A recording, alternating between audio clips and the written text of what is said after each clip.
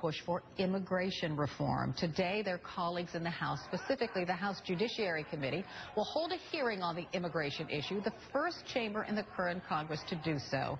Joining me now is Republican Congressman Trey Gowdy of South Carolina. He's chairman of the Immigration and Border Security Committee. Welcome, Congressman. Good morning. How are you? I'm good. You said that in 1986, Americans thought the immigration issue was settled, that, quote, in the minds of many, the country got the amnesty, but is still waiting on the border security and employment verification. Why should we believe you now? And you're referring to the Obama administration. Some people say that that's just a red herring, this issue of border security. And by that I mean, really, you're against granting amnesty, let's say, for people here in this country illegally. Well, I certainly don't think it's a red herring. If you want to have the last conversation that we're going to have in this country about, quote, comprehensive immigration reform, how can you possibly have that conversation if you don't have some modicum of border security and employment verification?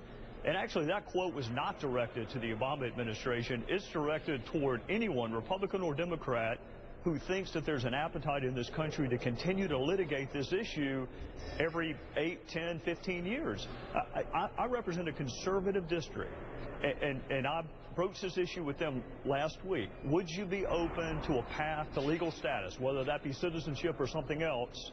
And I was shocked. I was meeting with some of the most conservative folks in my district, and they said, if you can secure the border, give us employment verification, and guarantee that we don't have to go this conversation again, we'll be open to it. So that was not a dig at the Obama administration.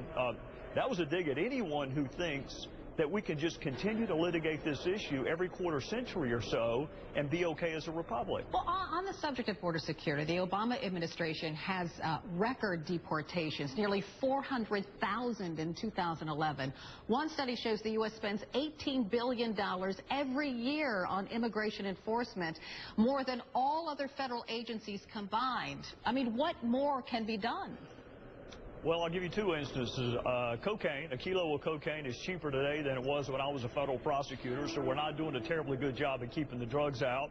And 2,000 AK-47s went from Phoenix, Arizona to arm the Mexican drug cartel. So if we really had operational control of the border, I don't think either one of those facts would be accurate. So I realize you cannot hermetically seal the border. And I'm not just talking about the southwestern border. We have two borders. So I'm talking about both of them. But from a national security standpoint, a law enforcement standpoint, and just a sovereignty standpoint, I don't think it's asking too much that we know who is coming in to our country. First of all, it's not fair to people who are following the legal process to have an unlawful process. So it's not nativism, it's not xenophobia, it's a sovereign saying we want to know who's coming into our country. I've heard Janet Napolitano give those same statistics, that she has operational control of the border. To be honest with you, I think the fact that our economy is not doing well has as much to do with the downturn in illegal crossings as anything else. And if she can explain to me how we missed 2,000 AK-47s going into Mexico, I'll be a little more open to hearing her argument for having operational control of the border. Congressman Trey Gowdy of South Carolina, thank you so much for being with us this morning. Yes, ma'am. Thank you. We're learning new